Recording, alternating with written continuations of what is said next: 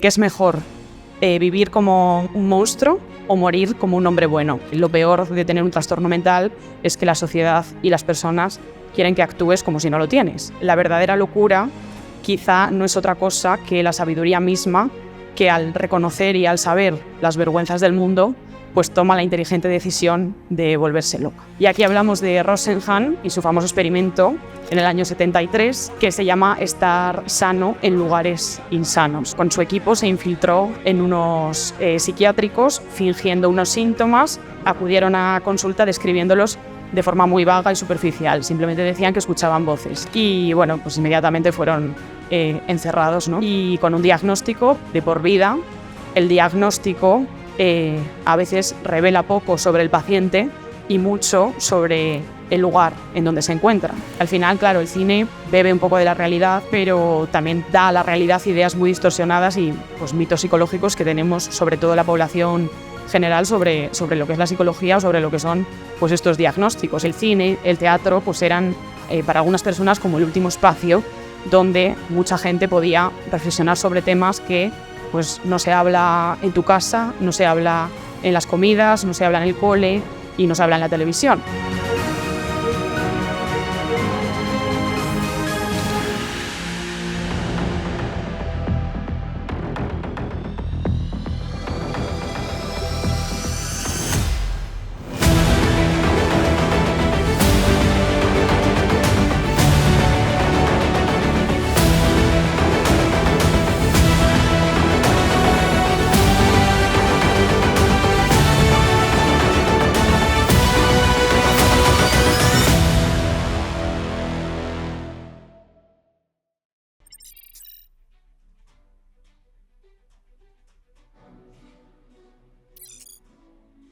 Buenas tardes, muchas gracias por estar aquí, gracias por la presentación y gracias al equipo por contar conmigo.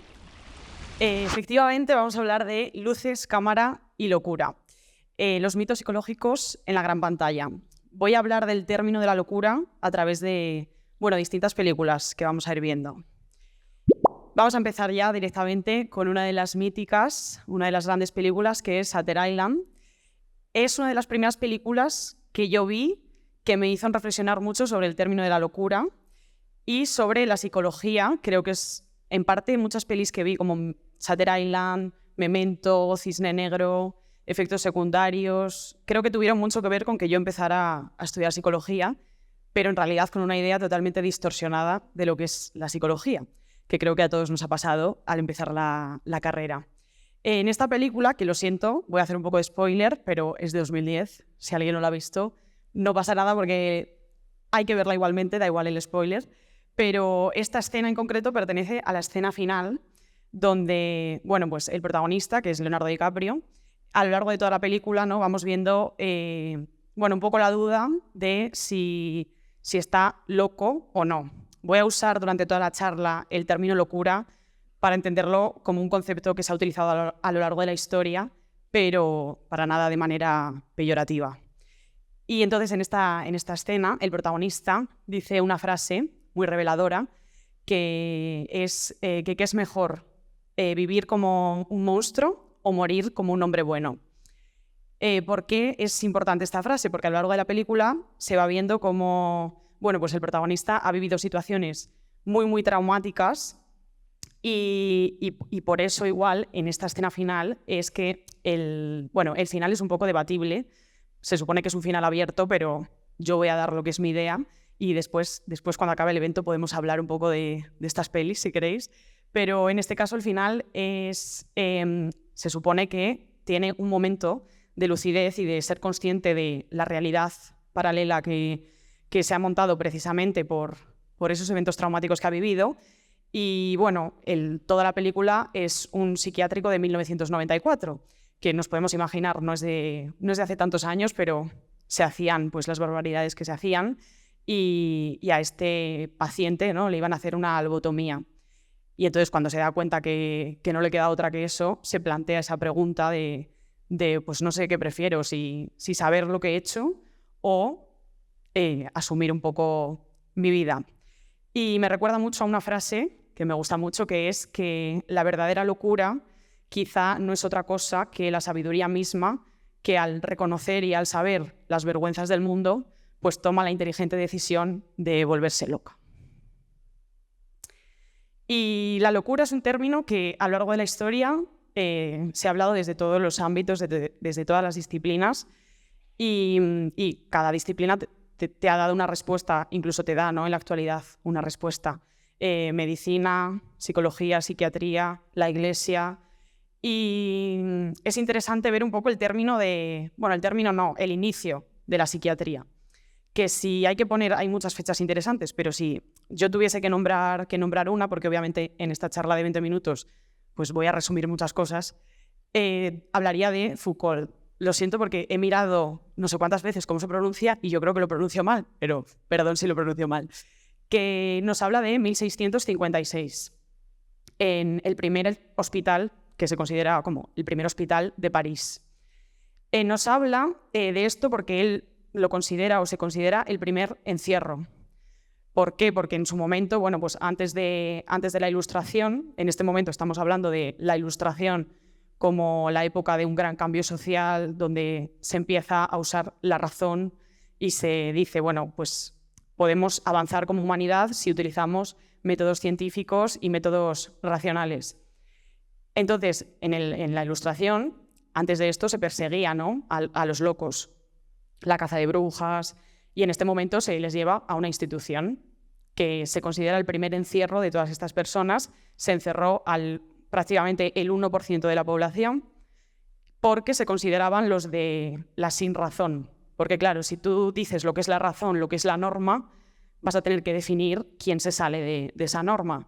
No nos olvidemos que en estas instituciones no solo estaban las personas locas, sino homosexuales, transexuales, personas sin hogar, prostitutas. Entonces, obviamente hay pues, un factor social muy importante que hay que recordar y que yo creo que en todos estos debates la psicología social tiene mucho que decir.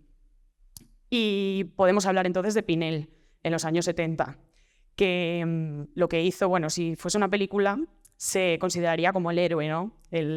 Aunque esto es bastante debatible, pero se dice que, bueno, liberó de las cadenas a los locos y los llevó a otro tipo de institución. Pero en realidad también seguían existiendo las cadenas de la obediencia, que es un poco el debate interesante de todo esto, de qué hacemos, ¿no?, con estas personas, que creo que hoy en día nos seguimos enfrentando un poco a ellos, sobre todo personas con, bueno, lo que se considera trastorno mental grave o problemas de salud mental más graves, que como sociedad, sobre todo como sociedad y lo que es la población, que igual no tiene idea de psicología, pues no sabe enfrentarse. Entonces aquí pues podemos hablar del término enfermedad mental, que es cuando empezó un poco a surgir el movimiento psiquiátrico y con ello, en los años 70, más o menos, el auge del movimiento antipsiquiátrico. Y aquí hablamos de Rosenhan y su famoso experimento en el año 73, que se llama estar sano en lugares insanos. Lo voy a resumir también. Bueno, con su equipo se infiltró en unos psiquiátricos fingiendo unos síntomas que simplemente acudieron a consulta describiéndolos de forma muy vaga y superficial. Simplemente decían que escuchaban voces. Y bueno, pues inmediatamente fueron encerrados, ¿no?, que se decía en aquel momento, y con un diagnóstico, prácticamente un diagnóstico de por vida, con el estigma social que eso conllevaba y conlleva, y sin ningún tipo de seguimiento, de evaluación. Bueno, el experimento tiene varias partes, pero lo he resumido. Pero fue muy interesante y muy importante para la época porque se hicieron muchas reformas en lo que es la salud mental a partir de ahí, y un debate muy interesante que, aunque el movimiento antipsiquiátrico tiene muchas posturas extremas, como la negación total de los trastornos mentales, la negación de los psicofármacos, que obviamente es muy interesante el debate del uso de las etiquetas y del diagnóstico como tal, pero el sufrimiento humano y el sufrimiento psicológico, claro que existe y hay que ponerle nombre de alguna forma. La cosa es el uso de esa etiqueta. Y todo esto, la conclusión un poco que sacó del experimento fue que el diagnóstico a veces revela poco sobre el paciente y mucho sobre el lugar en donde se encuentran. Y aquí pues recomiendo mucho la película de Alguien voló sobre el nido del cuco, que plantea todos estos debates, estos planteamientos, y también un planteamiento muy interesante que es el de la obediencia y cómo este protagonista pues quiere luchar por tener su autonomía, su independencia, una identidad, y parece un poco imposible dentro de estas instituciones, pero tampoco nadie da otro tipo de solución. Y aquí podemos hablar del cine, sobre todo, de una idea que al final en las películas pasa mucho, que es que el hilo conductor de toda la película es si el protagonista está loco o no. Hay un poco de morbo, parece que engancha este tipo de pelis. Igual también porque al final es hablar de la naturaleza humana y queremos una explicación, pero pasa una cosa muy curiosa, que yo creo que es que en algún momento de la película sientes pena por estas personas, incluso empatizas, ¿no? Y quieres que de alguna forma al final de la película se salgan con la suya, por así decirlo. Pero claro, desde la pena, nosotros como una persona que siente pena por otra, te colocas en una posición un poco de superioridad. Y creo que no sabemos relacionarlos desde esa posición. Y también el debate de, bueno, en estas películas, Shutter Island, Fractura, Los renglones torcidos de Dios, que es uno de mis libros favoritos, y en la película creo que hay mucha más ficción, que obviamente puede haber ficción en todas estas películas, porque para eso está la ficción. En este caso estoy hablando de una crítica psicológica, pero las películas me parecen buenas. Pero los renglones torcidos de Dios en la peli, pues hay mucha más fantasía. Y hay un debate interesante también, que es cómo se cuestiona si la protagonista sufre de paranoia, en este caso, y en algunos momentos dudas, que esto pasa sobre todo en el libro, donde hay muchos más diálogos con el psiquiatra, dudan de su locura porque es una mujer muy inteligente, como si la locura y la inteligencia fuesen incompatibles. Y entonces en todas estas películas también pasa, tenemos muchos más ejemplos, El Resplandor, El Joker, Múltiple, que al final, claro, el cine bebe un poco de la realidad, pero también da a la realidad ideas muy distorsionadas y pues, mitos psicológicos que tenemos, sobre todo la población general, sobre lo que es la psicología o sobre lo que son pues, estos diagnósticos. Se supone que esquizofrenia, trastorno de identidad disociativo, conocido como trastorno múltiple de la personalidad, coloquialmente, en la película Múltiple, que es totalmente ficción.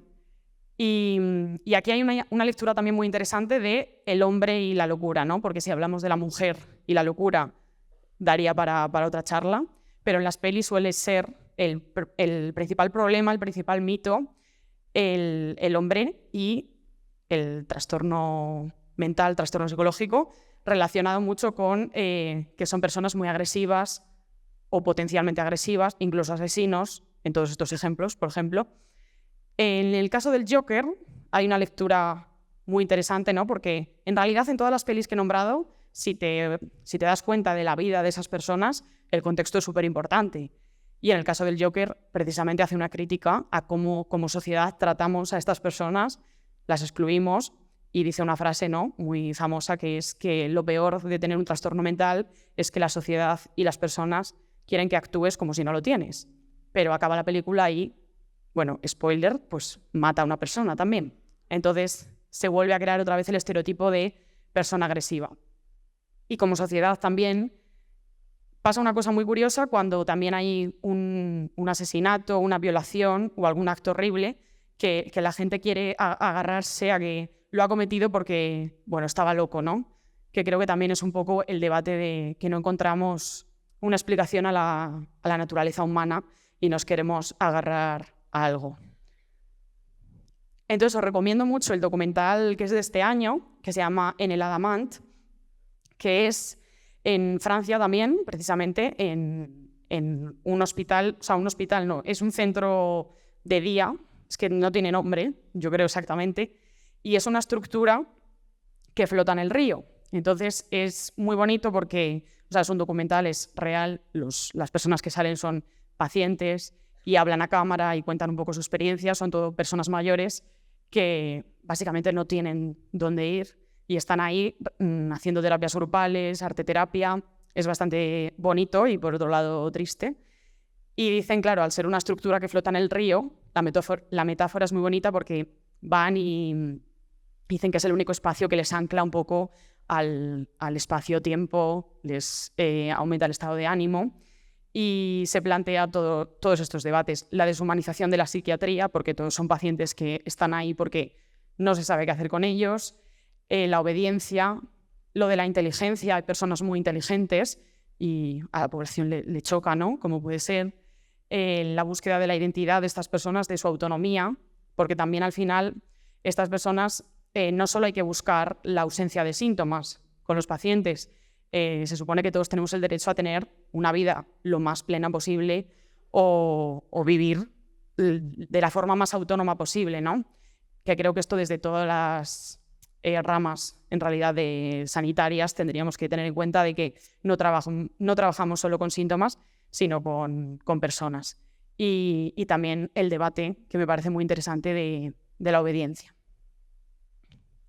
Y aquí van pues, unas películas que sí que me parece que plantean de manera más realista la realidad y también un poco terapéuticas. Soy consciente que no hay nada terapéutico de por sí, lo que puede ser terapéutico para mí no tiene por qué serlo para ti, pero creo que todos podemos encontrar una película que, bueno, puedes verte reflejado, procesar las emociones, ¿no? A través de los personajes, aprender.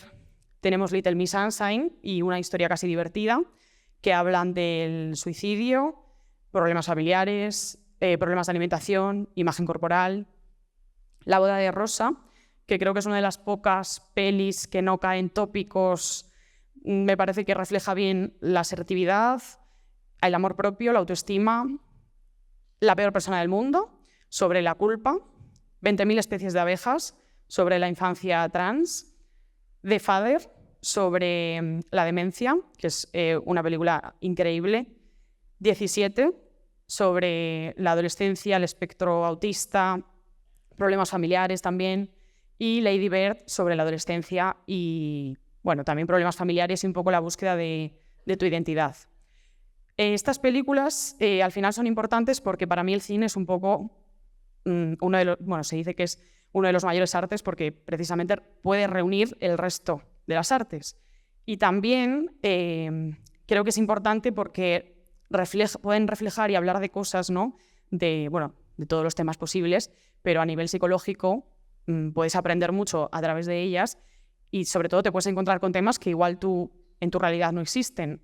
Me gusta recordar la frase del dramaturgo Paco Becerra, que le censuraron unos proyectos por cuestiones políticas hace 1 año o 2 años y dijo que el cine, el teatro, pues eran para algunas personas como el último espacio donde mucha gente podía reflexionar sobre temas que pues, no se habla en tu casa, no se habla en las comidas, no se habla en el cole y no se habla en la televisión. Y por eso al final es tan importante y para muchas personas pues, puede ser terapéutico. Así que bueno, esto ha sido un poco toda la idea general relacionada con la locura. Muchas gracias. Espero que os llevéis alguna recomendación o que haya resultado curioso. Y muchas gracias. Gracias por ver este vídeo, os dejamos por aquí un enlace a nuestra última formación y por aquí algunos vídeos que os pueden resultar de interés. Si estáis buscando ayuda psicológica, también podéis mirar en la descripción del vídeo donde encontraréis nuestra web y podréis solicitar asistencia terapéutica de un profesional confiable y que os ofrecerá ayuda psicológica basada en evidencia científica.